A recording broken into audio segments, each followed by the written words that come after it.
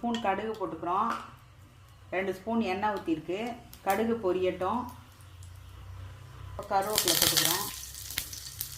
வெங்காயம் போட்டுக்கிறோம். இப்போ 1/2 ஸ்பூன் உப்பு போட்டுக்கிறோம். இப்போ 1 ஸ்பூன் மிளகாய் பொடி போட்டுக்கிறோம். கொஞ்சோண்டு தண்ணி தெளிச்சுக்கிறோம். போதும். ஒரு 5 நிமிஷம் மூடி வச்சுக்கிறோம். இப்போ நல்லா கிண்டி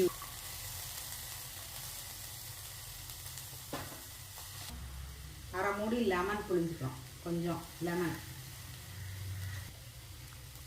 இப்போ இந்த தேங்காவை போட்டு இறக்கிற வேண்டியதான். பீட்ரூட் கடலைப்பருப்பு பொரியல் ரெடி. ஸ்ரீலக்ஷ்மி சேனல் லைக் பண்ணுங்கள், ஷேர் பண்ணுங்கள், சப்ஸ்கிரைப் பண்ணுங்கள்.